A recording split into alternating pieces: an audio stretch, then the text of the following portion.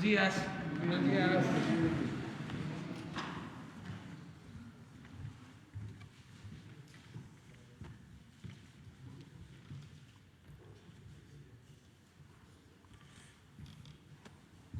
Bueno, nos da mucho gusto esta mañana poder anunciar un acto de apoyo, de solidaridad de la Asociación Mexicana de Instituciones de Seguro. Está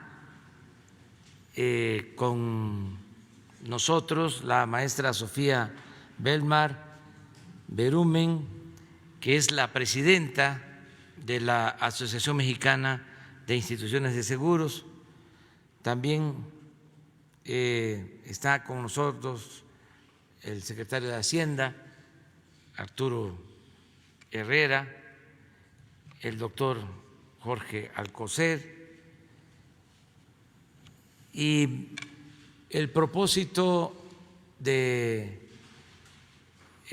la presencia de ellos es dar al pueblo de México una buena noticia, muy buena, como ha venido sucediendo. Muchas organizaciones, asociaciones civiles, empresariales están adhiriéndose, están apoyando, están mostrando su humanismo, su solidaridad, para que entre todos podamos enfrentar la pandemia del coronavirus y salir adelante.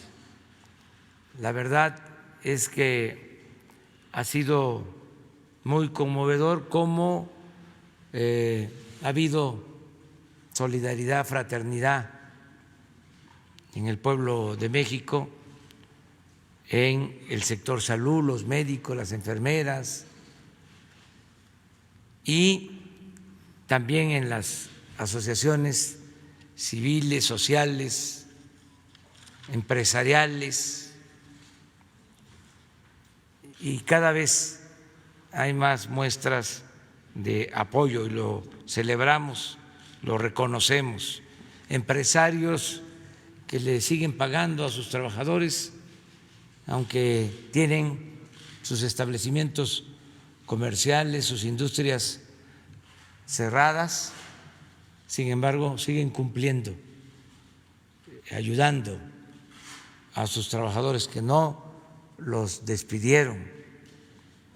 Nuestro reconocimiento por esa forma de actuar. Y esta noticia que vamos a anunciar ahora, pues es de ese tipo, se inscribe en ese ánimo de ayudar, de unirnos todos en favor del prójimo.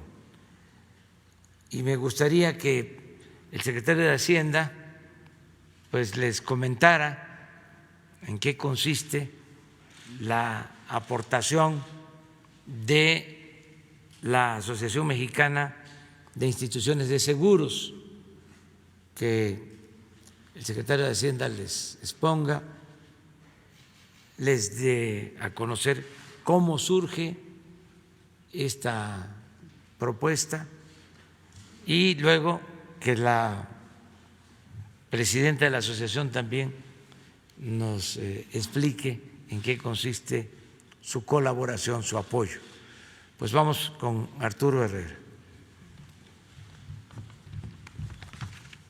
Muchas gracias, presidente. Buenos días a todos. Nosotros estamos convencidos de que una de las lecciones que obtenemos de situaciones como la actual pandemia es la importancia de la solidaridad social para salir adelante. La acción conjunta es más que la suma de las acciones individuales, por ello la importancia de ver más allá de los intereses particulares, de vernos todos como una parte de la solución común. En esta coyuntura ha habido un comportamiento ejemplar de la gran mayoría de los mexicanos. desde los esfuerzos para mantener la sana distancia hasta las personas que permanecen en su casa sin acudir a su trabajo, aún con las implicaciones que esto puede tener para la economía familiar.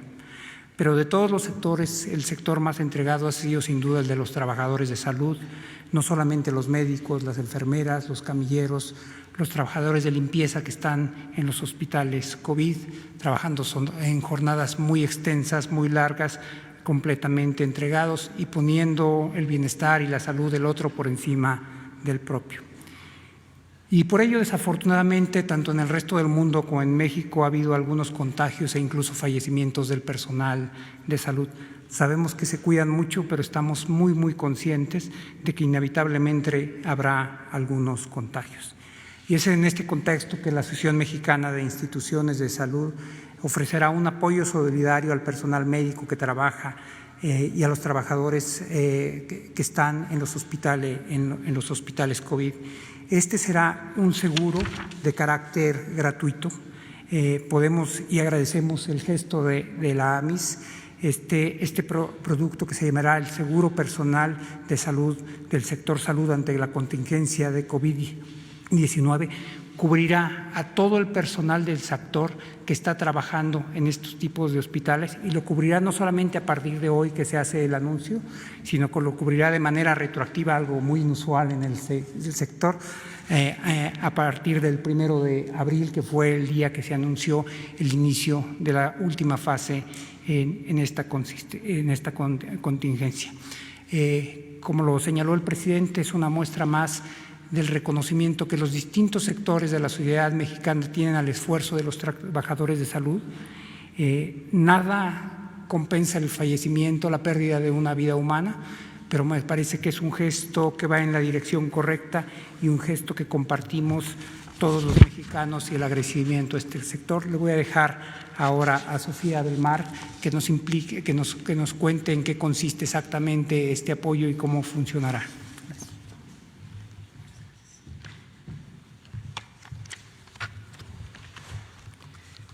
Licenciado Andrés Manuel López Obrador, presidente constitucional de los Estados Unidos mexicanos, señor secretario de Hacienda y Crédito Público Arturo Herrera, doctor Jorge Alcocer, secretario de Salud y funcionarios del Gobierno federal y representantes de los medios de comunicación, muy buenos días a todos. Y las 87 compañías que integramos este sector asegurador agrupadas en la Asociación Mexicana de Instituciones de Seguros, AMIS, organismo asociado al Consejo Coordinador Empresarial, queremos reconocer al personal del sector salud que protege a las familias mexicanas en la pandemia. Por ello, hemos integrado una cobertura solidaria con el propósito de otorgar protección financiera al personal del sistema de salud público. Y esto, como ya lo dijo el señor secretario, brindando de manera gratuita una cobertura de seguro de vida. Por favor, si me mandan la presentación. A través de esta cobertura, lo que estamos haciendo es proteger a todos los trabajadores que están en la primera línea de batalla contra el COVID ante el fallecimiento. Y, si me van a la siguiente, por favor. Estaremos incluyendo en esta cobertura a 1.6 millones de trabajadores del sector salud, no solamente médicos, sino también residentes, enfermeras, pasantes de enfermería, auxiliares de enfermería, personal profesional y técnico, intendentes y afanadores. La indemnización será de 50,000 pesos y los beneficiarios serán, en primera instancia, el cónyuge, y de no haber cónyuge, los hijos, y de no haber hijos, los padres. Y la vigencia, como también ya se comentó, será retroactiva del 1 de abril al 31 de agosto de 2020. Para poder hacerse acreedores a la cobertura, los beneficiarios deberán presentarnos la constancia de la entidad pública de salud que establezca que el fallecimiento del trabajador haya sido porque trabajaba en atención de los casos del COVID con el resultado positivo de la prueba y el acta de defunción correspondiente. Y bueno, pues la pandemia nos demuestra que todos somos vulnerables y que es muy importante recordar que un seguro de vida es la mejor herramienta para brindar protección financiera a las familias ante la pérdida de uno de sus integrantes y mucho más aún si el integrante era el jefe o la jefa de familia. Y de ahí quiero reforzar la importancia de la inclusión financiera, especialmente para los más vulnerables, que en su mayoría no cuentan con la protección necesaria para recuperar la estabilidad económica ante una enfermedad o la pérdida de su fuente de ingresos, daños a su patrimonio por un desastre natural u otra vulnerabilidad. Señor presidente, en estos momentos, al igual que para usted, nuestra prioridad es la solidaridad de todos los mexicanos. Y por ello, con esta acción queremos refrendar nuestro compromiso, no solamente como sector asegurador, sino como sector privado, y sumarnos al esfuerzo que sociedad, gobierno y empresas debemos llevar a cabo para salir adelante en esta contingencia sanitaria. En la industria, hoy más que nunca estamos enfocados en responder a nuestras responsabilidades, y por ello hemos trabajado de manera muy constructiva con la Secretaría de Hacienda y sus autoridades y con la Comisión Nacional de Seguros y Fianzas, a quienes les agradecemos esta coordinación que no solamente nos permite lanzar este apoyo solidario, sino también contar con las facilidades regulatorias que nos han permitido agilizar nuestros procesos, dar facilidades de pago para los asegurados, flexibilizar coberturas para ampliar la cobertura al COVID y ampliar plazos de refrendo a las cédulas de agentes. Y todo ello para hacer más eficiente nuestra operación en beneficio de la sociedad. Al día de hoy, en cuanto a la población asegurada, hemos entregado indemnizaciones por casi 400 millones de pesos en más de 900 casos por atención del COVID. Si esto no fuese así, cada una de estas familias hubiese tenido que desembolsar en promedio más de 400,000 pesos cada una. Y por vida, al momento hemos entregado indemnizaciones por casi 32 millones de pesos a 101 asegurados que desafortunadamente ya han fallecido. Nuestra fortaleza financiera no únicamente queda manifestada ahora durante esta pandemia, sino también lo ha estado en el 2007 con los terremotos o con el huracán Vilma de 2005. Y ahora estamos frente a esta situación con 3 veces el capital de solvencia que se requiere por ley. Esto garantiza el pleno y cabal cumplimiento de nuestras obligaciones. Las compañías de seguros generamos 40,000 empleos directos y realizamos inversiones en México por 1.8 billones de pesos. Esto representa el 5.27% del PIB, lo cual nos convierte en el tercer inversionista institucional más importante del país. Además, las reservas y capital de nuestra industria permiten realizar inversiones a largo plazo. Estas inversiones se traducen en infraestructura física y humana que benefician a toda la población y contribuyen al desarrollo y recuperación de nuestra economía. A nombre de todas las asociadas, agradezco a nuestras autoridades y reguladores, especialmente al secretario de Hacienda y Crédito Público, Arturo Herrera, y al secretario de Salud, Jorge Alcocer, por la coordinación que estamos realizando para consolidar este beneficio para los trabajadores de salud del sector público. Y finalmente, a todo el personal de salud, quiero decirles que tienen ustedes mi más sincera admiración, nuestro respeto, nuestro agradecimiento, y queremos que sepan que por cada uno de ustedes estamos miles apoyándolos. Muchísimas gracias.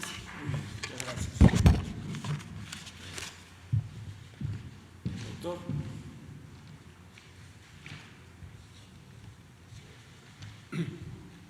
Con su permiso, señor presidente, muy buenos días, tengan todas y todos ustedes. Para mí es muy grato participar en esta sesión y ser testigo de una acción concreta, importante y valiosa que refleja una vez más la solidaridad del sector de los seguros con todos los trabajadores que desde el sector público atienden a los pacientes del COVID. Como ustedes saben, estamos trabajando firmemente y con un compromiso renovado para enfrentar esta epidemia, que como se ha dicho, afecta a todos los países, a todas las familias, a todos los individuos que sin distinción alguna luchan por ello. Pero sin duda resalto que quienes, además de su esfuerzo, ponen en riesgo su seguridad individual y la de sus familias, son los trabajadores que participan directamente atendiendo y cuidando a los pacientes del COVID-19. El esfuerzo día a día que realizan los trabajadores y sus familias va mucho más allá de la atención puramente médica. También hemos recibido de ellos su compromiso personal, su compromiso ético, su compromiso humanitario y social. Y es por ello que nuestro apoyo a estos trabajadores también debe ser tan amplio como sea posible. Quiero destacar los cuantiosos recursos que a través de inversiones presupuestales se le ha transferido al sector de la salud en torno a la adaptación de espacios y el reclutamiento de personal médico, por mencionar dos, para enfrentar la emergencia. Este trabajo ha sido coordinado por nuestro señor presidente Andrés Manuel López Obrador, entre las distintas entidades del gobierno federal, así como con los gobiernos estatales. Puedo decir que no se han escatimado recursos fiscales, materiales y humanos en esta tarea que a todos nos compete. También hemos adoptado los mejores protocolos para proteger al personal médico, ofreciendo el mayor apoyo posible. Sin embargo, no podemos soslayar el hecho de que se encuentran en un mayor riesgo de infección y que muy lamentablemente en algunas ocasiones también han sido víctimas de esta pandemia. A la fecha se han registrado fallecimientos del personal médico muy lamentables, igual que cualquier otra pérdida, pero lo cual además afecta sin duda la capacidad para seguir atendiendo a otros pacientes, pero que también provoca un gran dolor a sus familiares, en ocasiones incluso dejándolos en condiciones económicas precarias. Por ello, el apoyo que aporta el sector asegurador no solo es bienvenido, es sumamente valioso. Como lo señaló el secretario Herrera, trabajar para la salud es también trabajar para el desarrollo económico y social. En eso estamos. Con esta convicción hemos abordado esta coyuntura, reconociendo la trascendencia que tiene la salud para el país. Reitero finalmente mi reconocimiento al personal médico, a sus familiares y en esta ocasión y de manera especial al sector asegurador. Debo señalar que esta acción solidaria llega en un momento oportuno. Muchas gracias. Gracias. Pues es esta noticia de apoyo a los familiares de enfermeras, de médicos, de personal del sector salud que ha perdido la vida y que está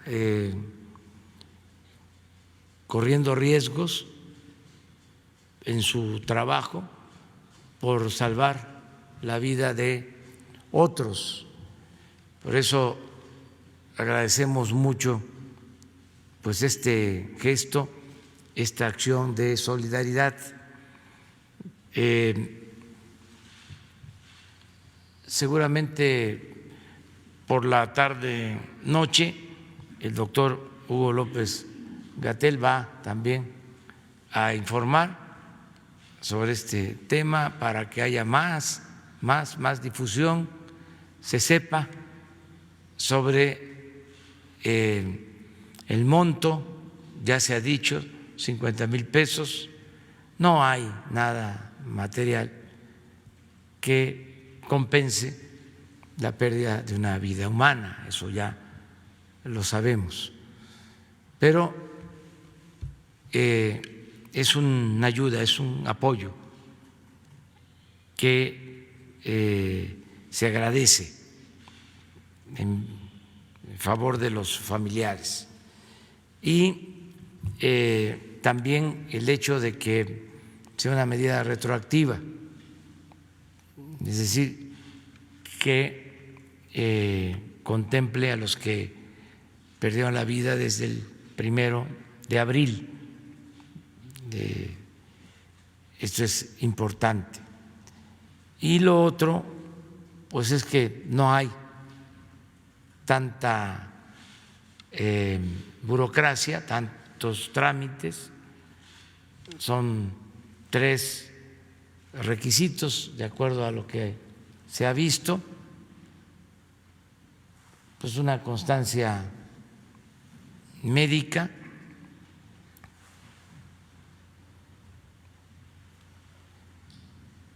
el resultado positivo de la prueba de que falleció por COVID y el acta de defunción.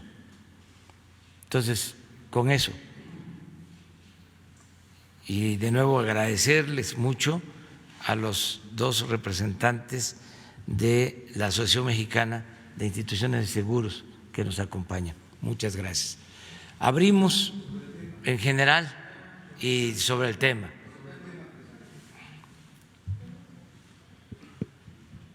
Muy buenos días, soy Carlos Pozos, reportero de La Molécula. Y si me permite, presidente, yo sí quisiera darle un aplauso a estas 70 o 50 y tantas empresas mexicanas y extranjeras también, agrupadas en la AMIS, porque la verdad vale oro esto para los trabajadores, y me permite yo darles un aplauso a los todos. empresarios.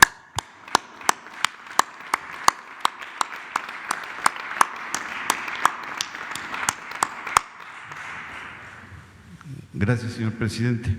Bueno, yo quiero iniciar con un dato. Vinieron 70 empresarios de la industria petrolera que son clientes de Pemex, de la refinería de Salamanca. Tienen 4 meses, presidente, que no reciben materia prima, que es parafina. La parafina se utiliza pues para velas y veladoras, y sobre todo ungüentos, cremas, y pues están en una situación ahora con la reactivación de la economía. Le solicitan de la manera más atenta, pudieran ellos tener esta materia de parte de la refinería de Salamanca para poder suministrar y hacer estos productos. Una vez que le doy este dato, presidente, mi pregunta es en torno al decreto de austeridad.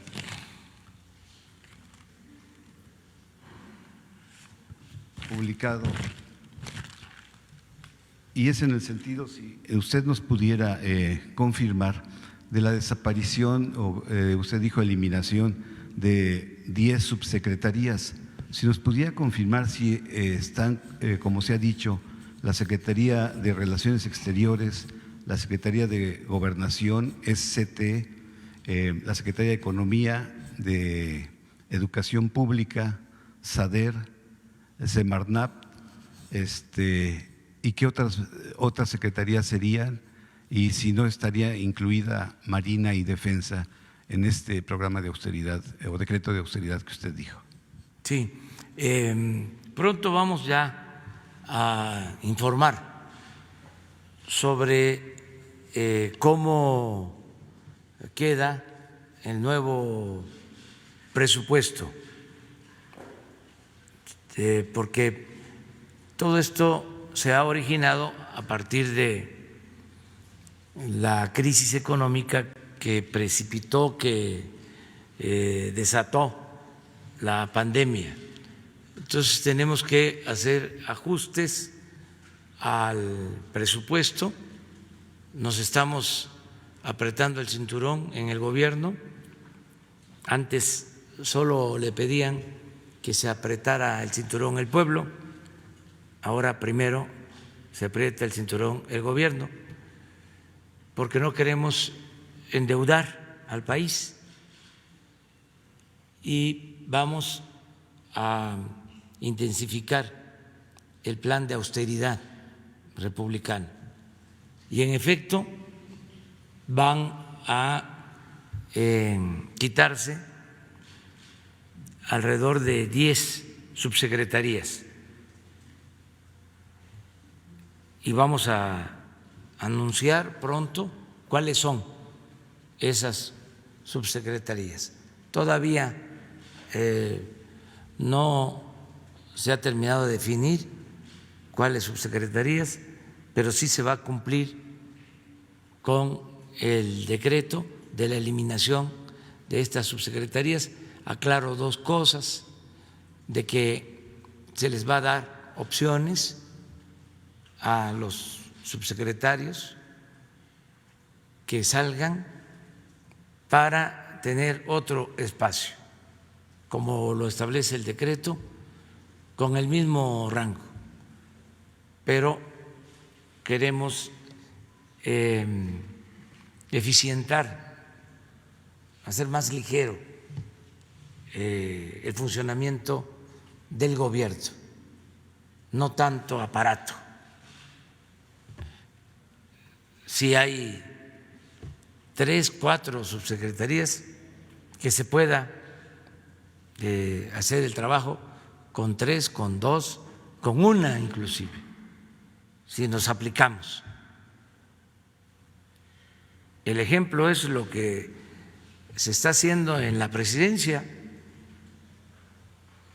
En el último año del gobierno del licenciado Peña Nieto se ejercieron en la presidencia 3.600 millones. El año pasado ya se redujo y ejercimos 800 millones, 2.800 millones de ahorros. Y este año, por las circunstancias, estamos estimando ejercer 600 millones.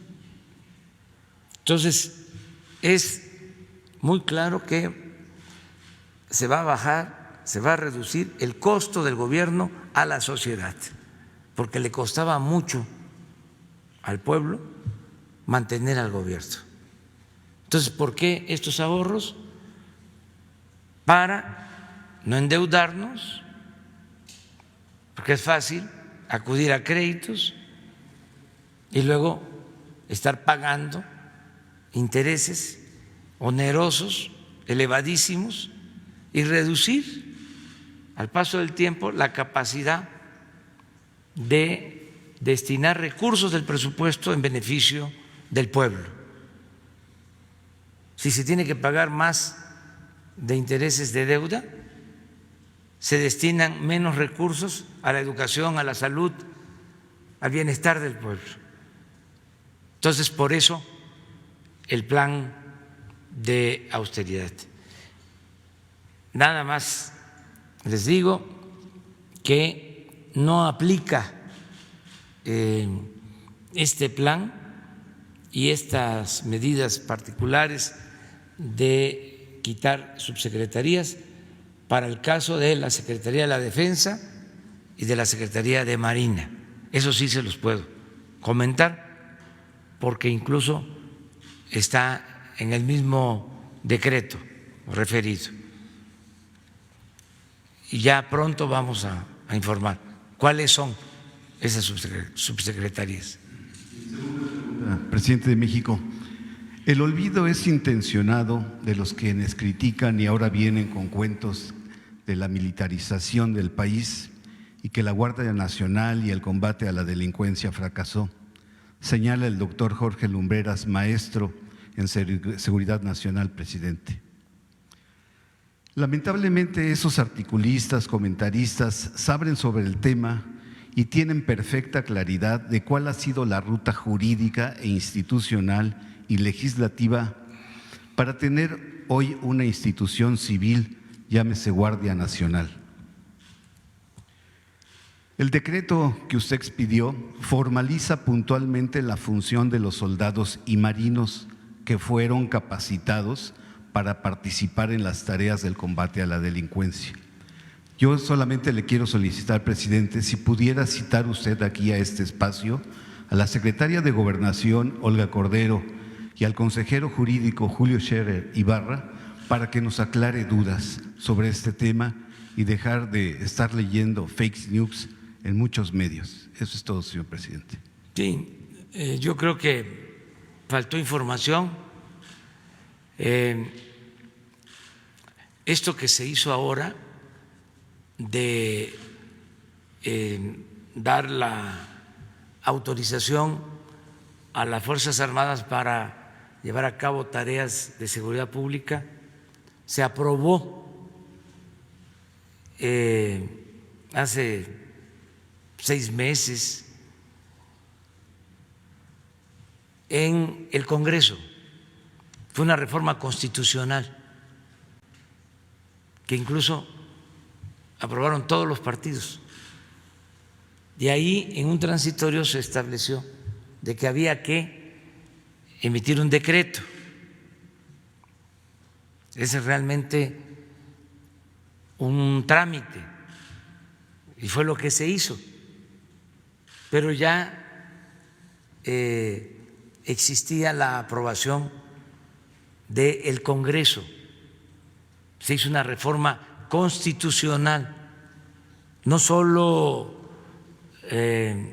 aprobó la Cámara de Diputados, la Cámara de Senadores, sino aprobaron la mayoría de las legislaturas locales por tratarse de una reforma constitucional.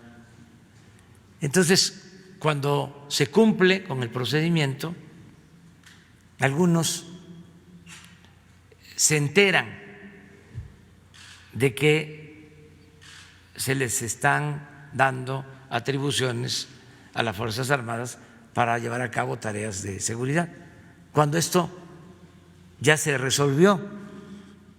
Por eso hablo de falta de información y también de mala fe, aprovechar todo para cuestionar y exagerar. Afortunadamente, como hemos dicho aquí muchas veces, la gente está muy avispada, muy informada, muy consciente y ya no cree en todas esas lanzadas, en las calumnias, ya no se deja manipular. Es un pueblo muy politizado, el pueblo de México. Repito, no les gusta, pero cada vez que puedo voy a decir que el pueblo de México es el pueblo con menos analfabetismo político en el mundo. Es uno de los pueblos con menos analfabetismo político en el mundo. Es un fenómeno lo que se está viviendo ahora. Fue un despertar ciudadano, una revolución de las conciencias, un cambio de mentalidad que no es fácil de lograr. Se fue dando poco a poco, fue un proceso hasta que irrumpió como una revolución, pero pacífica. El cambio de mentalidad es lo más difícil de lograr, pero cuando cambia la mentalidad de un pueblo cambia todo. Ya no hay ningún obstáculo, porque ya es una voluntad colectiva dispuesta a llevar a cabo los cambios, la transformación. Eso es lo que está sucediendo. Entonces, hay estas campañas de desinformación, pero pues no funcionan. Ahora estamos a punto de pasar una prueba muy difícil, el que no nos rebasara la pandemia, que no se saturaran los hospitales, que no pudiésemos atender a todos los enfermos, que no contáramos con espacios de hospitalización, de terapia intensiva, que se saliera de control la pandemia. Y quiero decirle a todo el pueblo que ya estamos domando esta pandemia, este virus, y que lo hemos logrado, estamos a punto ya de lograrlo por la participación de la gente. Sin duda, si preguntan ¿Cómo le hicieron? O los que tienen dudas que no sean las cosas como son, que piensen que estamos ocultando la verdad, la realidad, los que buscaban defunciones, pensando que ocultábamos nosotros el número de fallecidos, pues ya no van a poder. Todo eso que imaginaron que podía pasar con el propósito de afectar al gobierno y de afectar la transformación que se está llevando a cabo, detenerla, debilitar al gobierno para dar marcha atrás en el propósito de acabar con la corrupción, con la impunidad, con el régimen de privilegios, pues ya no les está dando resultados. Afortunadamente, ya estamos en los últimos días, en el caso más difícil, que es el Valle de México, y tenemos reservas médicas, tenemos reservas hospitalarias y vamos saliendo.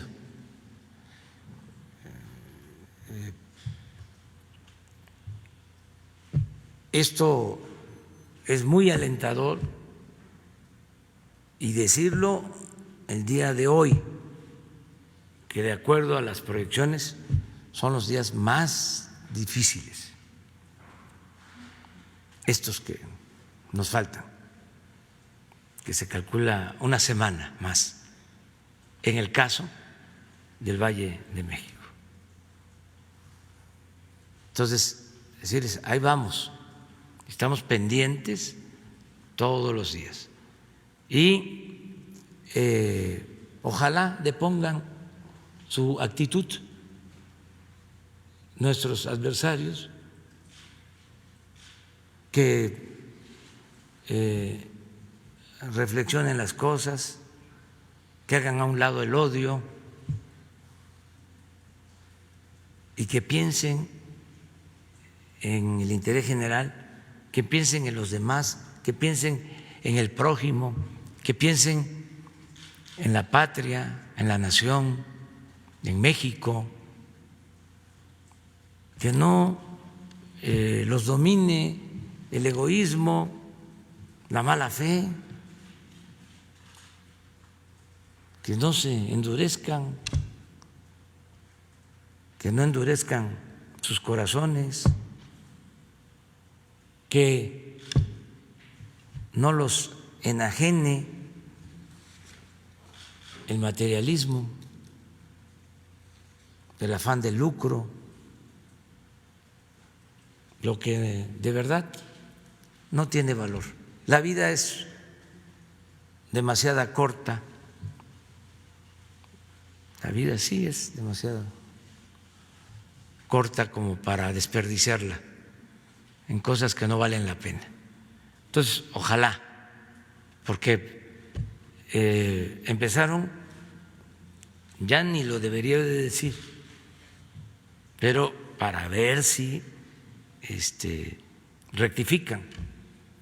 Empezaron inventando fallecimientos.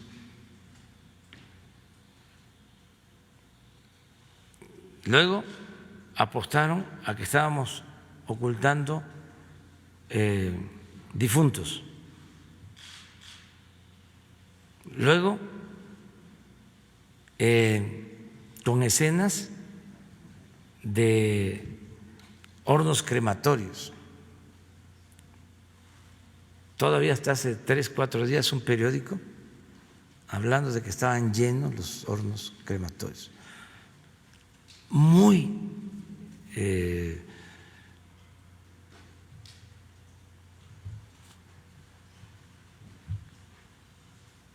perverso, de poca ética. Entonces, ya no, afortunadamente, ya no van a tener esto. Pero estoy seguro que van a tomar otras causas, si se les puede llamar causas, para seguir. Entonces, ojalá y depongan esa actitud, porque es diario. Hoy viene el periódico Reforma o lo expresan de que recibieron una amenaza, de que van a tener una agresión, porque nos están cuestionando a nosotros. Bueno, nosotros descalificamos cualquier acto violento. Estamos en contra de la violencia. Somos pacifistas. Nadie será censurado. No vamos a actuar como era antes. Se garantizan libertades plenas, el derecho a disentir, desde luego el derecho a la crítica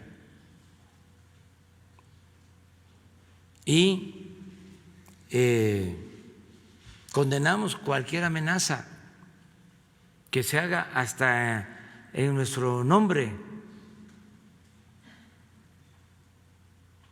Ya sabemos que tenemos diferencias con el Reforma, las vamos a seguir teniendo, porque pensamos distinto. Ellos son los más genuinos representantes del pensamiento conservador en México y son los que se oponen a la transformación porque quieren mantener el mismo régimen de corrupción y de privilegios que imperó en México desde hace mucho tiempo. No fue casual, repito, de que ese periódico se haya creado, se haya constituido durante el sexenio de Salinas de Gortari.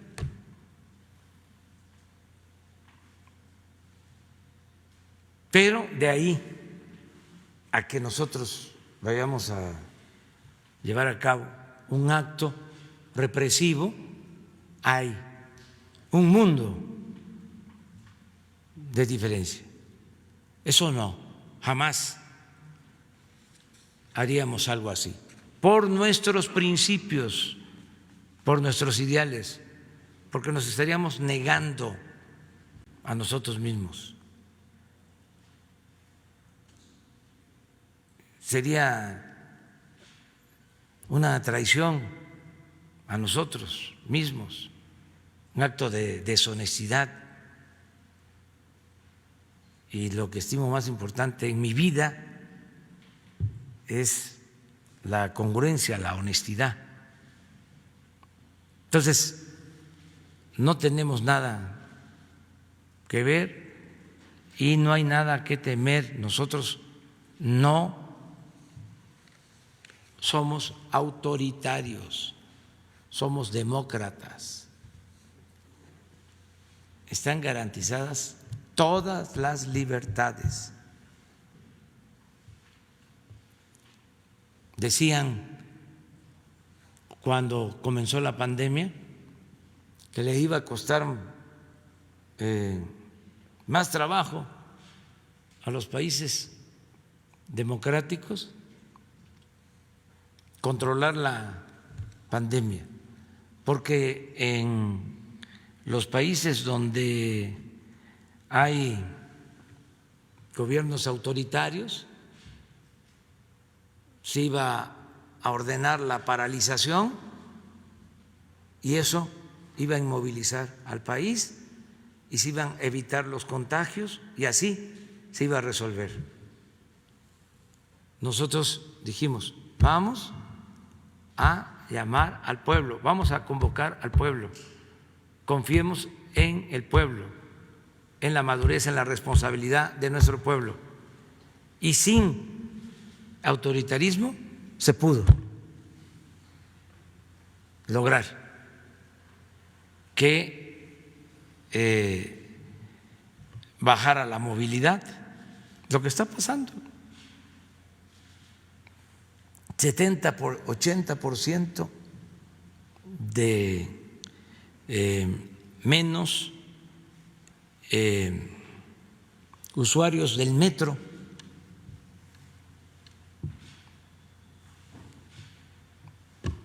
Y la gente cumpliendo en sus casas y muchos padeciendo, porque no todos viven en casas amplias. Y también millones se buscan la vida en la calle. Por eso también decirles de que ayer ya se anuncia el regreso a la normalidad, a la nueva normalidad. Y ahí vamos, poco a poco, con cuidado, pero vamos a la apertura, vamos hacia adelante, a abrir la economía y sobre todo a garantizar el bienestar. Y yo espero que pronto estemos ya abrazándonos y trabajando y sobre todo siendo felices. Pero ya vamos de salida. Esa es mi valoración a partir de las proyecciones que tenemos de los médicos, de los científicos, de los matemáticos que nos están ayudando para ver el comportamiento de la pandemia. Entonces, era lo que… A ver, tú, la compañera. Buen día, presidente. Buenos días a todas y a todos. Lisbeth Álvarez, reportera del diario Basta del Grupo Cantón. La pregunta es sobre el tema, sobre lo que se inició, es ¿cuánto tiempo podrán recibir el apoyo los familiares de pacientes con COVID? Y del 1 de abril hasta ahora, ¿cuántas enfermeras, médicos, camilleros pues han fallecido por COVID? Pues yo creo que esa última información el doctor puede… ¿No tiene los datos? ¿No tiene? Sí tenemos la información sobre eso. Sí, y el apoyo es un seguro, o sea, se paga, sí. Se entregan 50,000 pesos. Y ¿Pero cuánto tiempo tardan para los familiares para recibir este apoyo? Es un solo pago, una sola entrega, 50,000 pesos, así entiendo. De manera inmediata. De manera inmediata, del ok. 1 de abril a finales de agosto. Ok, gracias. Si te parece, Jesús, mejor para que lo explique Hugo, ¿sí? En la noche, ¿sí? ¿Mande? 111 del sector salud que han fallecido. A ver.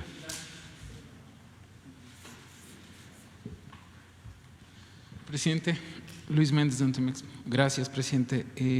Permítame solo, dado que el lunes yo le planteé lo del este acuerdo de las Fuerzas Armadas, me queda claro y creo que es bueno que usted haya explicado que este fue un acuerdo publicado el 26 de marzo de 2019 y avalado por todas las fuerzas políticas. También me queda claro que ahí se estableció el despliegue de las Fuerzas Armadas durante los próximos 5 años, avalados también por todas las fuerzas políticas. Solo yo quisiera preguntarle, presidente, ¿por qué en este acuerdo no se incluye una autoridad civil que fiscalice y vigile el actual de las Fuerzas Armadas? Dado que usted en este acuerdo que promulgó, que se estableció en el DOF, en el Diario Oficial de la Federación el lunes, dice que las tareas que realiza la Fuerza Armada permanecen en cumplimiento del presente instrumento, estarán bajo la supervisión y control del órgano interno de control de la dependencia que corresponda. Es decir, y le pregunto, presidente, ¿el Ejército, la Marina, se van a vigilar a sí mismas según este acuerdo que usted publicó? Y esta es la duda, presidente, si no se incluye a una autoridad civil, como lo piden muchas organizaciones defensoras de derechos humanos, por la experiencia previa, presidente, de cómo funcionó el Ejército y la alta letalidad que hubo del Ejército cuando salió a las calles. Eso es una de las preguntas que tengo sobre este tema, y le tengo una segunda pregunta sobre el tema, presidente. Sí, miren, es un tema que vamos a seguir debatiendo. Yo creo que tenemos la dicha, los mexicanos, de contar con dos instituciones como la Secretaría de Marina y como la Secretaría de la Defensa Nacional, que son realmente dos pilares del Estado mexicano para la defensa de la soberanía y también para la protección de los mexicanos, para la seguridad pública, no solo para la seguridad del Estado.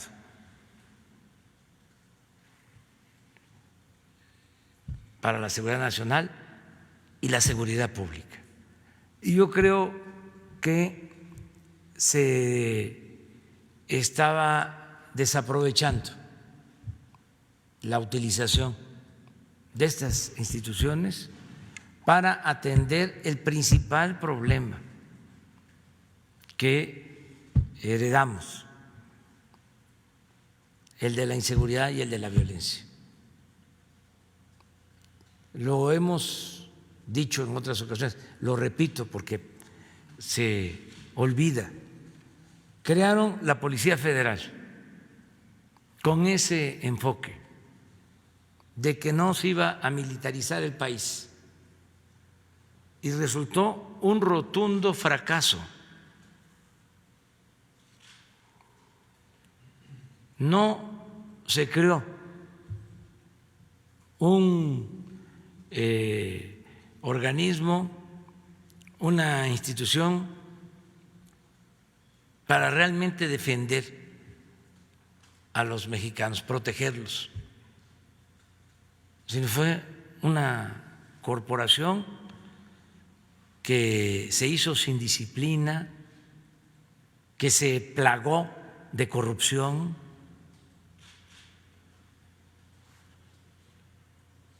Ya no voy a hablar de quienes manejaron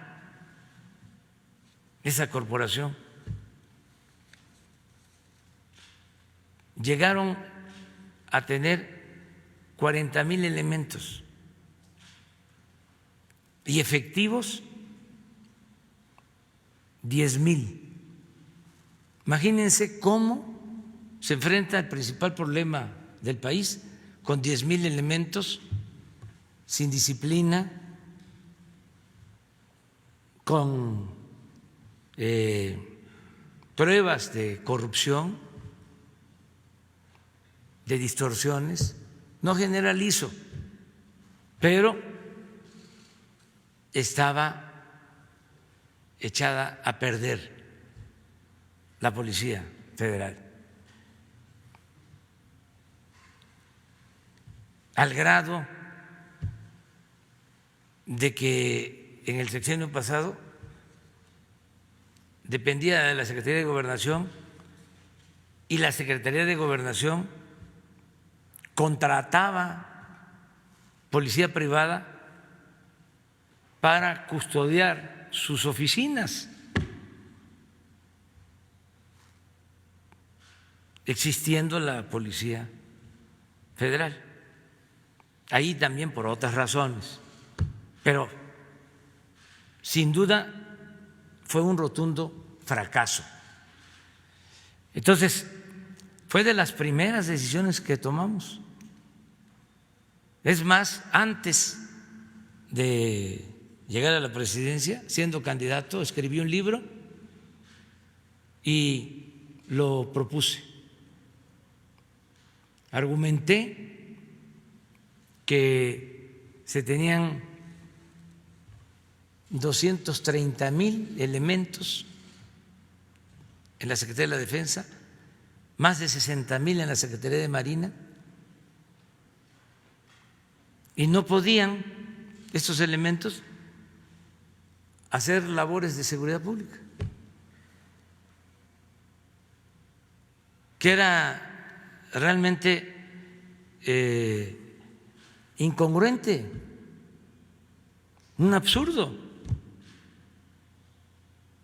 Sí es muy importante, ¿no?, la defensa de la soberanía nacional, pero nosotros somos un país de paz.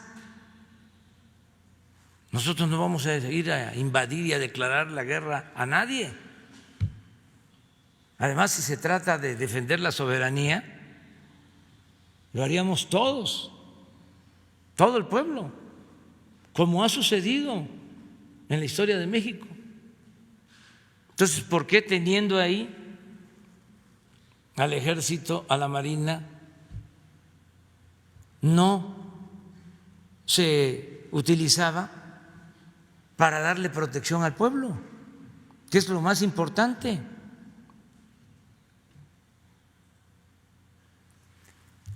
Y por eso envié la iniciativa de reforma a la Constitución. Y tengo además elementos para sostener que tanto en la Secretaría de Defensa como en Marina hay una transformación, un proceso hacia el respeto de los derechos humanos. Se está trabajando mucho en ese sentido. Y no hay que olvidar que México tiene un sistema político presidencialista. El presidente de la República, además de ser el representante del Estado mexicano, es el comandante de las Fuerzas Armadas. Entonces, mucho depende de lo que haga el presidente. Si el presidente da la orden, como en los tiempos de Porfirio Díaz, de mátalos en caliente, pues entonces, o lo del 68, el mismo presidente Díaz Ordaz lo reconoció. Él dijo: yo di la orden, yo soy el responsable. Y lo que pasó últimamente, lo mismo. Había una decisión de arriba de arrasar,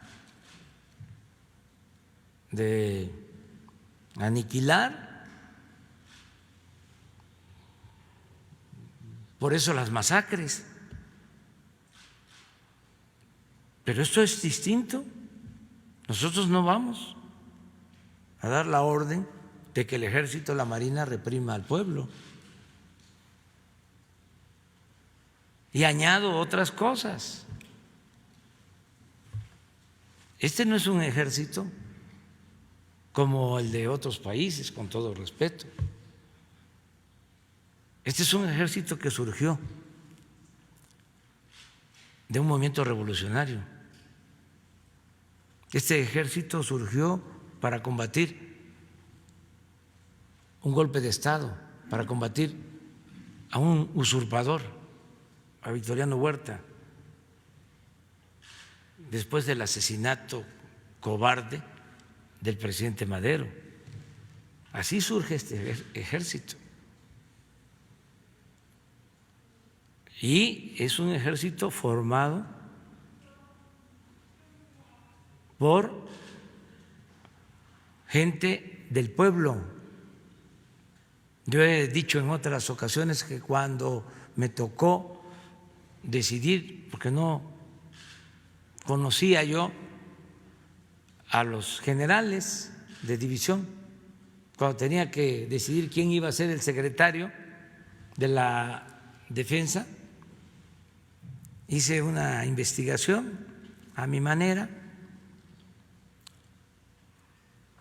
de los casi 30 generales de división y los vi a todos, distintos cuestionarios aplicados, la mayoría ni se enteró, pero sí hice una investigación a fondo. Decidí nombrar a el general Sandoval porque en todas las consultas aparecía como un general incorruptible. Y lo conocí el día que lo invité, lo cité a mi casa para decirle que había pensado en nombrarlo secretario de la Defensa. Ahí lo conocí.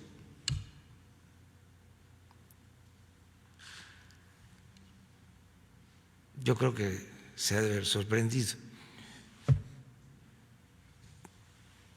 o a lo mejor ya se imaginaba por su trayectoria. Pero de lo más relevante de todo, es que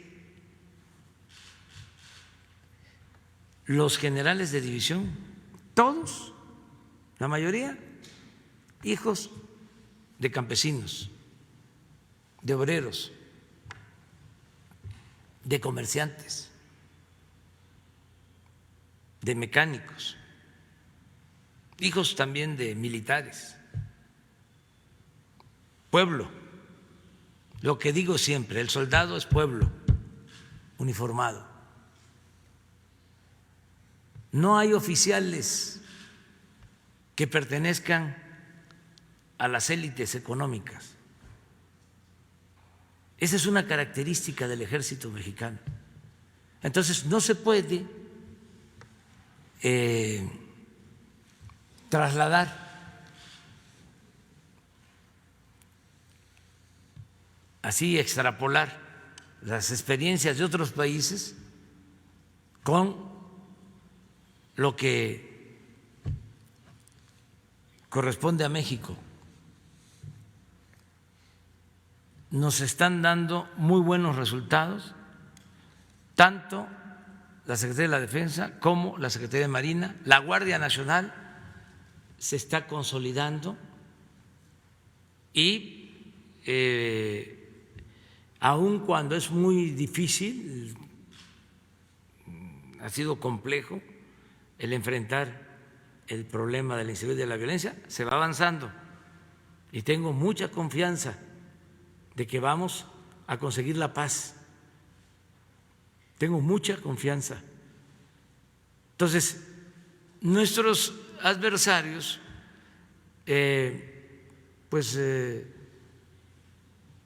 no analizan las cosas a fondo, pero además cometen errores, porque como no dejan de ser una élite, estamos hablando de dirigentes, de organizaciones civiles, no gubernamentales, ¿sí? Y de analistas, incluso académicos, pero no dejan de ser una élite, no dejan de estar solo en las oficinas, no bajan, levitan, no tienen comunicación con el pueblo, les falta baño de pueblo. Pueden ser eminencias en la materia, pero les falta recoger los sentimientos del pueblo de México, porque cayeron en lo mismo de los políticos, que pensaban de que el pueblo no contaba, que la política era asunto de los políticos, que todo se resolvía en las élites, en la llamada sociedad política, los expertos. Bueno, pregunten ustedes, además no hace falta que hagan la encuesta, constantemente el INEGI, que es una institución independiente, pero todas las encuestadoras, cuando preguntan qué opinión tiene el pueblo de las instituciones, las que salen en primer lugar, la Secretaría de Marina y la Secretaría de la Defensa, con más de 80% de aceptación. Pero a veces se piensa que lo que decimos en el círculo en que nos manejamos, esa es la realidad del país. No. Todos contamos. La opinión de los campesinos, la opinión de los indígenas, la opinión de los obreros, la opinión de los médicos, de los maestros, la opinión de los trabajadores de los medios de comunicación, la opinión de todos opinamos. Ya no debemos de solo alimentarnos o estar actuando a partir de lo que opinan las élites. Si fuese así, ya nosotros estaríamos fracasados como gobierno, porque imagínense en la llamada sociedad política cómo nos va. Los medios de comunicación, nunca, repito, se había atacado tanto a un presidente como ahora, pero es hasta un timbre de orgullo, porque esto significa que va a la transformación. Cuando empiecen a aplaudirme y a quemarme incienso, entonces sí, me preocuparía.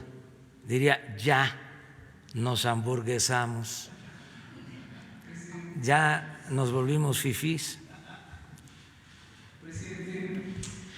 En el 2008 se implementó un operativo llamado Operativo Conjunto Chihuahua. Allí, presidente, 3 miembros de una familia fueron desaparecidos: Nitza Paula Alvarado, Espinosa José Ángel Alvarado Herrera y Rocío Irene Alvarado Reyes. Fueron desaparecidos. A partir de este caso de gente de una familia, la Corte Interamericana de Derechos Humanos recomendó al Estado mexicano que cuando el Ejército o las Fuerzas Armadas salieran a la calle estuvieran subordinadas a una autoridad civil. Entiendo que el planteamiento de la Guardia Nacional es que está subordinada a una autoridad civil. Yo le quisiera preguntar concretamente, ¿queda claro que el Ejército está subordinado o coordinado con la Guardia Nacional? Sí, hay coordinación, es un consejo, pero yo les quiero plantear que necesitamos de la disciplina, del profesionalismo de la Marina y del Ejército para enfrentar el problema de la inseguridad y de la violencia. No quiero, lo digo con toda franqueza, que la Guardia Nacional termine como la Policía Federal Preventiva.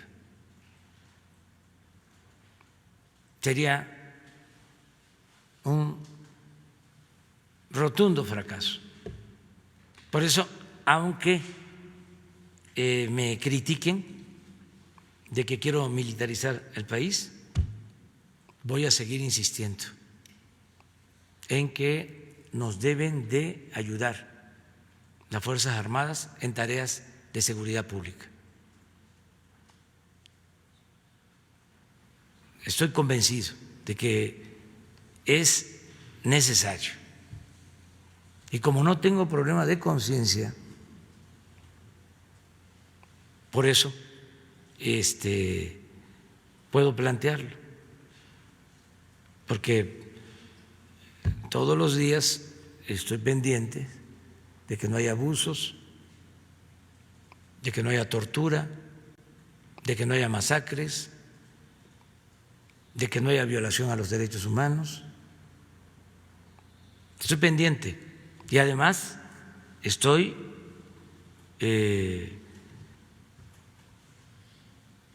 viendo cómo se están adaptando estas dos instituciones a las nuevas circunstancias y nos están ayudando. Entonces, eso de entrada, lo digo, lo voy a defender, porque sé que nos conviene a los mexicanos y le conviene a la nación. Ya es un cambio que se requiere consolidar y no parcharlo, no quedarnos a medias. Hay que tomar una definición en esto. Estoy convencido de que la Guardia Nacional tiene que tener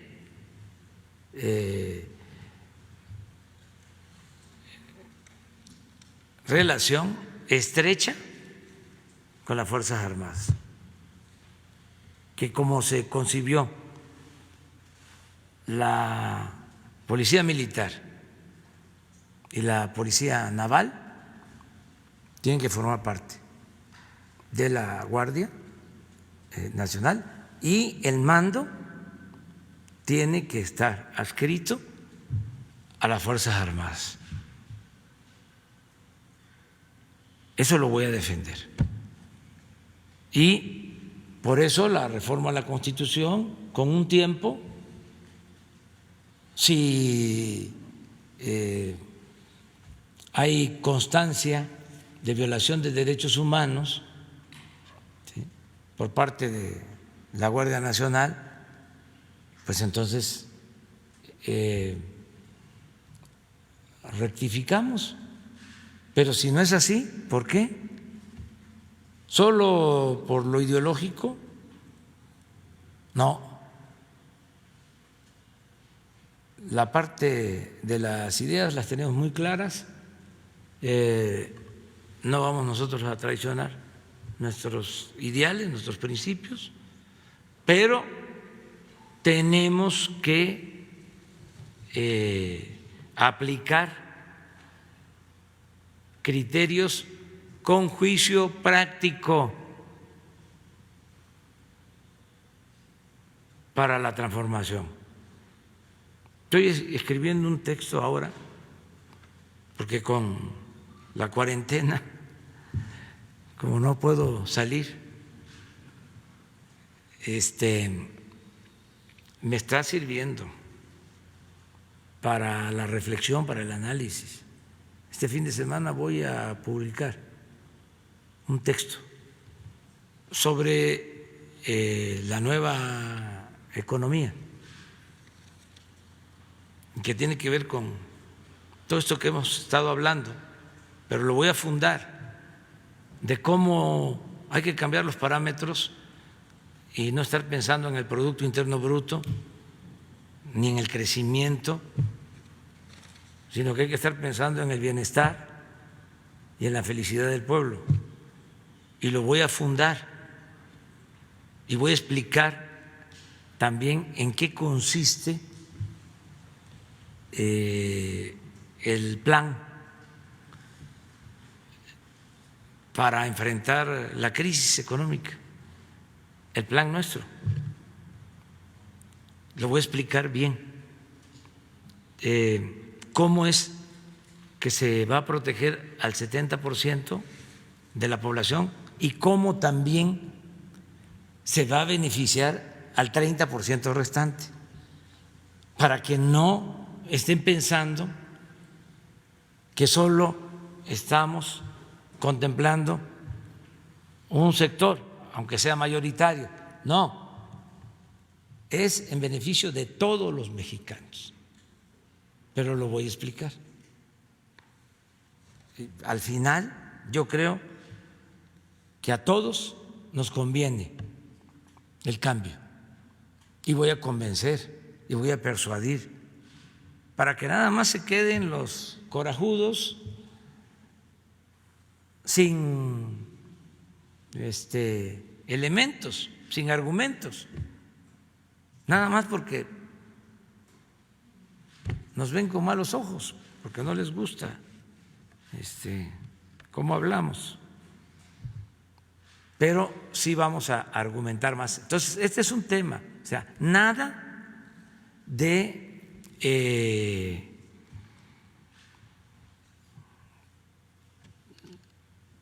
asuntos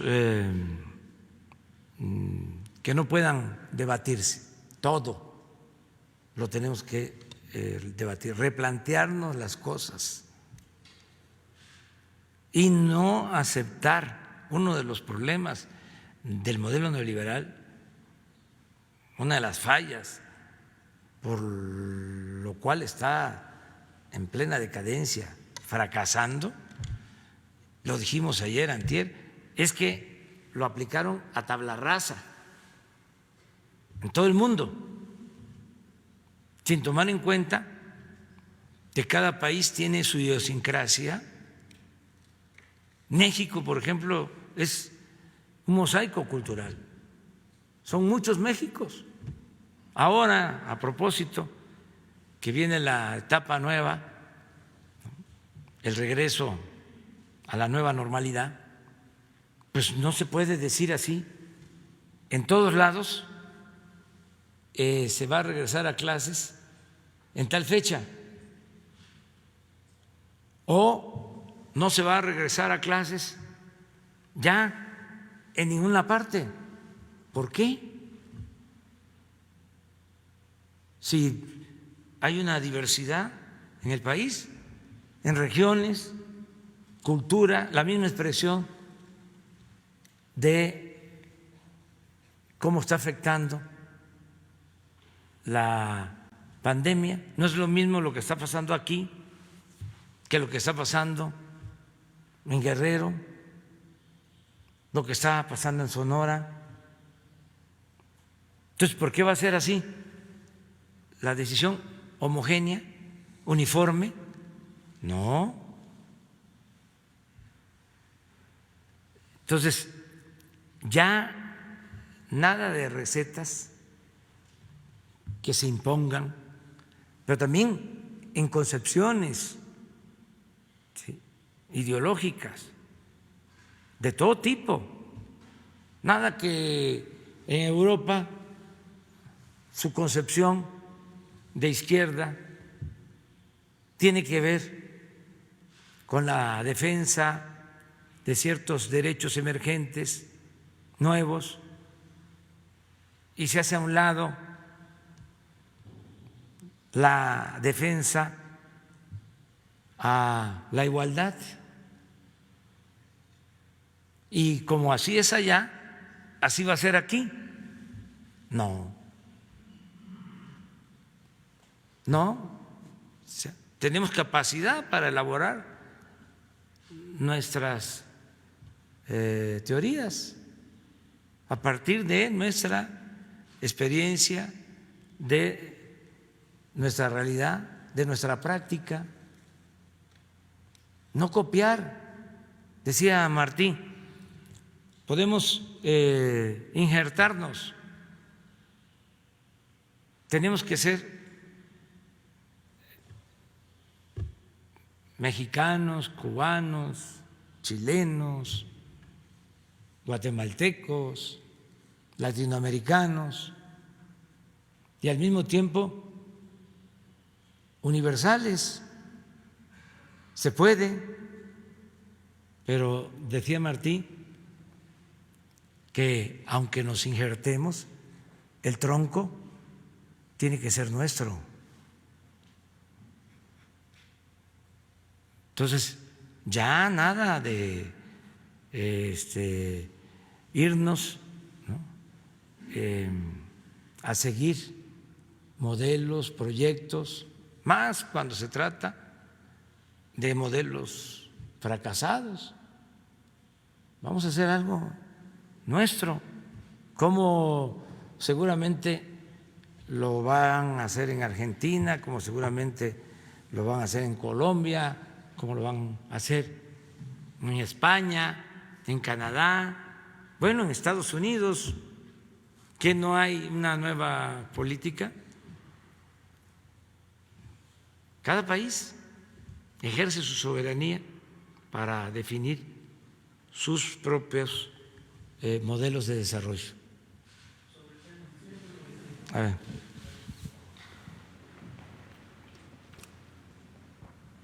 Buenos días, presidente. Paul Velázquez, desde Los Mochis, ni uno más, ni un corrupto más. Si me permite una pregunta para la presidenta, la licenciada Sofía Bellman. Presidenta, el convenio que hoy se presenta entre la Secretaría de Hacienda y AMIS para proteger a los trabajadores de la salud también incluirá a las personas de la salud que no tienen plazas, que están bajo contrato. ¿Cuánto se estima que costaría esta póliza normalmente a nivel nacional, que es el ahorro que se está dando al Gobierno de México? Y ante esta crisis de salud, que también ha generado una crisis económica, ¿AMIS tiene algún plan de contingencia para todos los mexicanos que por alguna situación sus pólizas están por renovarse y no tienen la solvencia económica, ya sea para seguros de gastos médicos mayores, vida, accidentes, auto o casa? Si existe algún plan, y si tienen la posibilidad, si no lo tienen, existiera algún plan, ya sea un descuento por la contingencia, para que no pierdan sobre todo la antigüedad, que es lo que más preocupa cuando uno está en el plan de seguros. Por favor. A ver, la maestra Sofía. Mira, varias medidas se anunciaron en el sector asegurador en torno a lo que tiene que ver con el tratamiento de la pandemia, empezando porque había ahí algún tecnicismo en las condiciones generales de algunas compañías, no de todas, en las cuales no venía especificado o venía excluido el tema de la cobertura de pandemia o epidemia. Hoy les puedo decir que más del 99% de la participación de mercado de seguros tiene cubierto el tema de coronavirus. Y también coronavirus bajo el contexto de cobertura de pandemia o epidemia. Ese tecnicismo está arreglado. Y la parte de facilidades que comenta usted. También trabajando en conjunto con la Secretaría de Hacienda se extendieron los plazos para los pagos de las pólizas y varias compañías han emitido facilidades de pago para los asegurados, incluso eliminando los recargos por pago fraccionado o las comisiones bancarias que esto implica. Y en cuanto a la pregunta que comenta, mientras se certifiquen los 3 requisitos que estaban comentados allí, que haya estado trabajando para el sector público, que haya un acta de defunción y que haya muerto por estar sirviendo directamente a la atención de la pandemia, la indemnización será calculada. En cuanto a los términos de cuánto costará esto para la industria, yo creo que sería muy aventurado sacar una cifra porque eso estaría íntimamente ligado con efectivamente las expectativas de posibles muertes de COVID, que esto es una situación totalmente nueva a la que nos estamos enfrentando todos y aquí nosotros no queremos hacer inferencias porque además no hay una experiencia previa y no la tenemos en cuanto a lo que va a implicar esto en términos de mortalidad y seguimos allí la estadística que las autoridades están emitiendo al respecto. El costo de la póliza, ¿cuánto sería el costo si el gobierno la hubiera contratado, si no fuera un convenio o un apoyo de AMIS al gobierno? Bueno, Un estimado. Otra vez, no hay un estimado a ese respecto debido a que no hay una experiencia previa en términos de la pandemia. Por eso lo estamos viendo como una cobertura solidaria en la cual estamos jugando como industria la misma suerte que jugarán todos los que nos están defendiendo y que están en la primera línea de batalla defendiendo esta situación durante la pandemia. Gracias. Segunda pregunta para el presidente. Presidente, el pasado jueves 7 de mayo yo le hice una propuesta en base a nuestros héroes que trabajan mexicanos en el extranjero, sobre todo en Estados Unidos.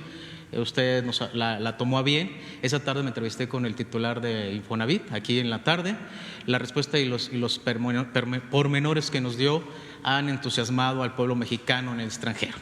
Pero pues de pedir con tantos problemas, hoy le queremos hacer 3 peticiones. Estos mexicanos, en muchos de los casos, la intención es que usted, el gobierno de México, busque unos convenios. Cuando salieron del país, dejaron alguna cuenta bancaria.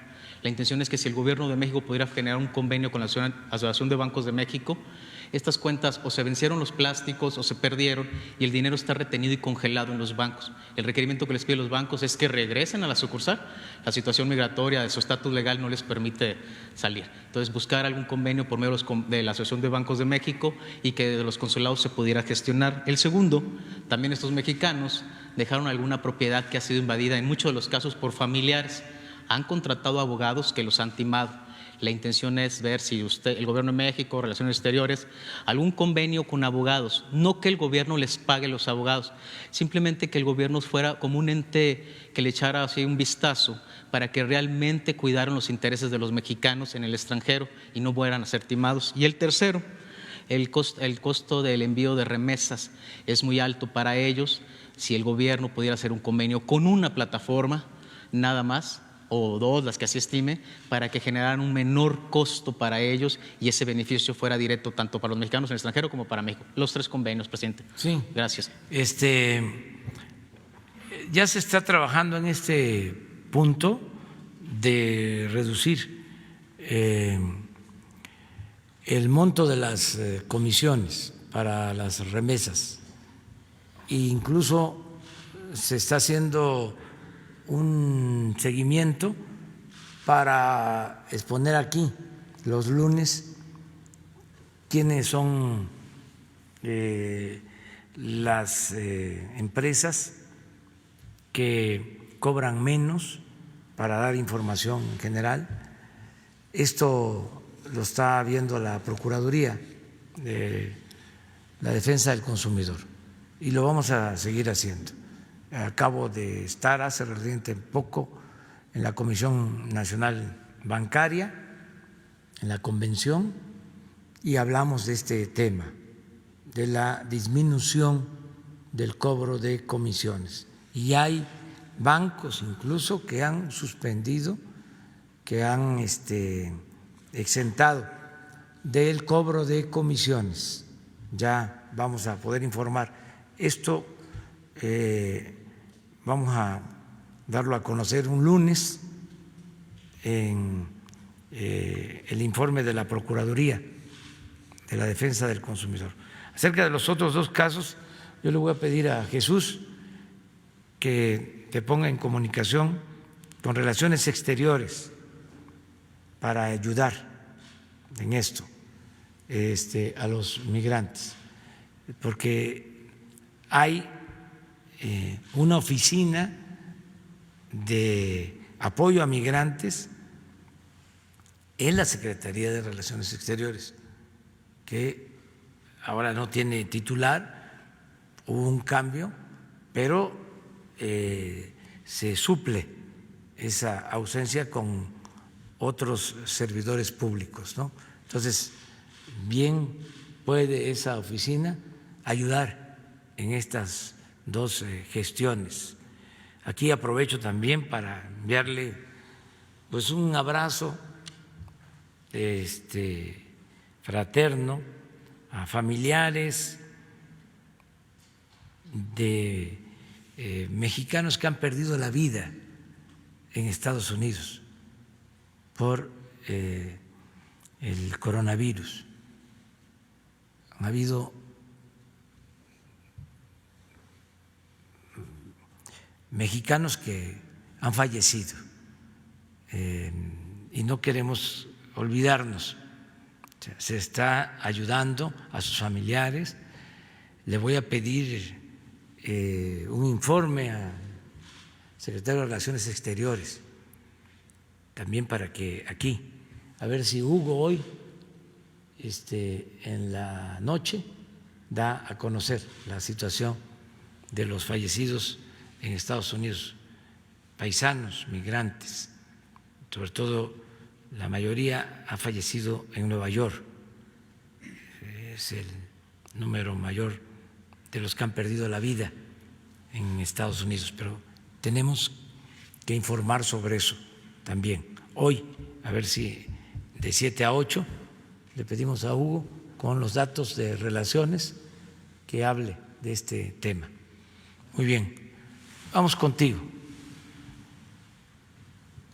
Presidente, buenos días. Si nos pudiera dar su opinión sobre estos datos que da el Coneval de un aumento en la pobreza derivada del COVID-19, esa sería la primera pregunta. Sí, me enteré de ese pronóstico.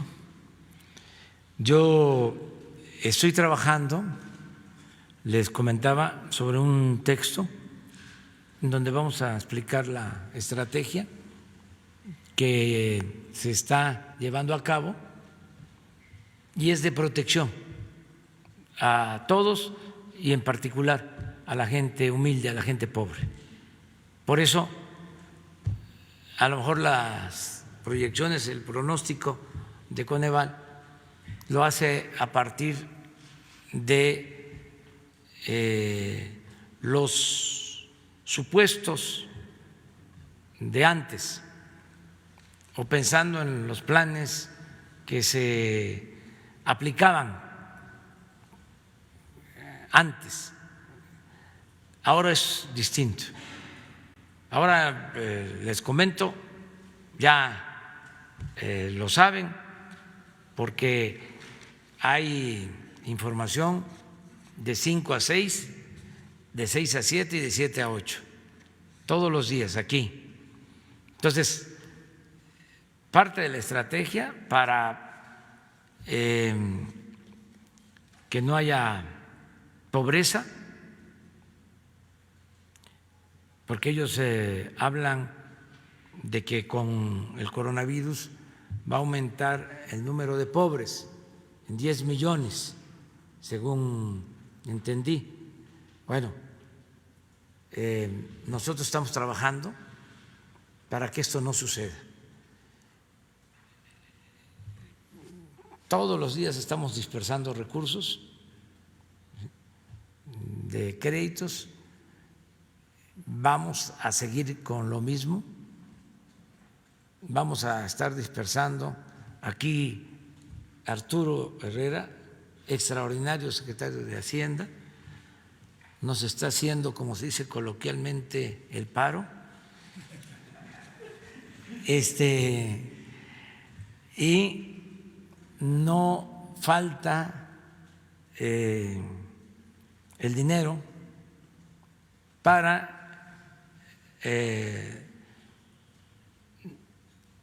distribuir recursos abajo.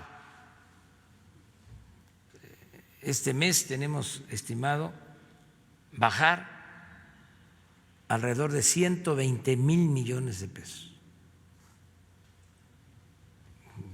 La mayor parte de ese dinero entrega directa, como se está haciendo con los créditos a pequeñas empresas. ¿Cuándo empezamos? ¿Cuándo comenzamos con los créditos de empresas que tienen trabajadores en el Seguro Social? Pues hace como 15 días. Y ya llevamos entregados alrededor de 150,000 millones, perdón, 150,000 créditos. Nada más. 16,000 millones en total de todos los créditos. 16,000 millones en total. de todos los créditos, que no solo son estos 150,000, sino ya empezamos a entregar 1 millón de créditos más para pequeñas empresas familiares del sector formal, del sector informal, de la economía. Entonces, estamos con ese propósito de que no se cumpla con el pronóstico del Coneval. Presidente, y si ya nos podrían compartir el listado de los municipios que van a arrancar pues actividades ya la próxima semana. Y bueno, y con base en el plan que se dio a conocer ayer con esta nueva normalidad, ¿cómo va a retomar usted sus actividades? ¿Estaría pensando en, por ejemplo, visitar algunos de los municipios que van a reanudar su normalidad? Gracias. Sí, es una buena pregunta. Hoy en la noche seguramente se van a dar a conocer los nombres de los municipios, eso va a ser diario.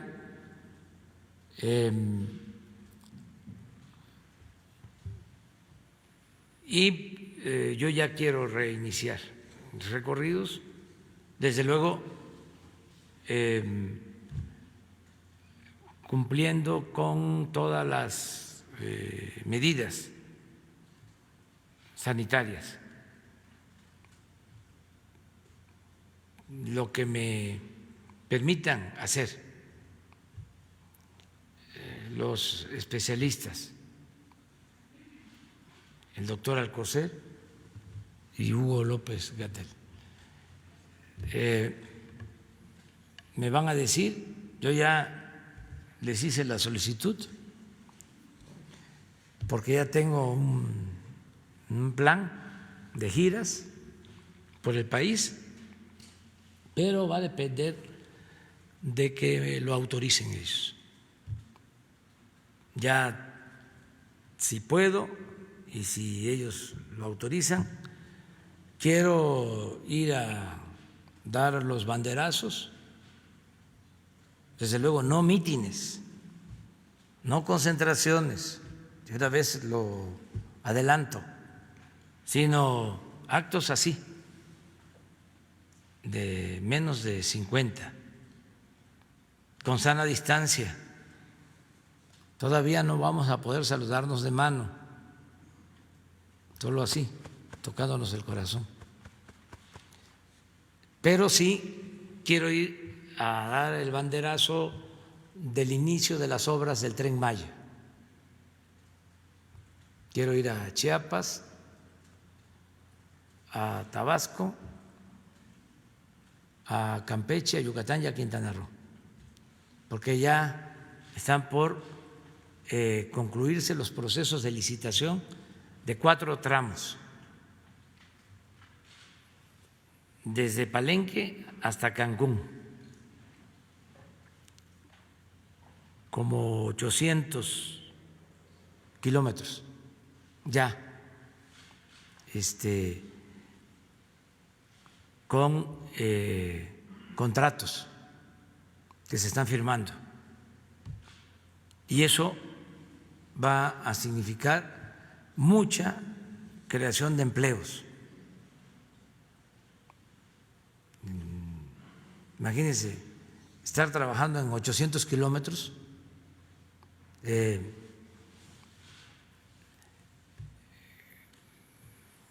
construyendo terraplenes para el tendido de las vías férreas. ¿Cuánto trabajo? Entonces, quiero ir a eso, pero eso puede ser con los técnicos, con los responsables directivos de las empresas y las autoridades. Y eso, vámonos. A una vez que ya se abre la industria de la construcción, que se convierte en una actividad básica. O sea, a partir de ahí, con las medidas de sana distancia, de seguridad. Luego tengo pensado hacer lo mismo visitando las refinerías, porque tenemos el plan de intensificar la rehabilitación de las refinerías para procesar más petróleo crudo en el país, no estar dependiendo de la venta de petróleo crudo al extranjero y también no depender de estar comprando las gasolinas en el extranjero. El propósito es procesar toda nuestra materia prima para dejar de importar las gasolinas. Entonces, eso significa rehabilitar, modernizar las 6 refinerías y seguir avanzando en la construcción de la refinería de Dos Bocas para tener capacidad de procesar alrededor de 1.800.000 barriles diarios y ya no depender de los precios del petróleo en el mercado internacional, ser autosuficientes, ir hacia la soberanía en la defensa de la industria petrolera. Entonces quiero ir a eso, quiero ir a inaugurar, porque ya tenemos construidos bancos del bienestar en distintos puntos. Quiero ir a inaugurarlos porque son los bancos para la dispersión de los recursos. En fin, ya tengo trabajo hacia adelante. Vamos a ver, ya hice la solicitud por escrito.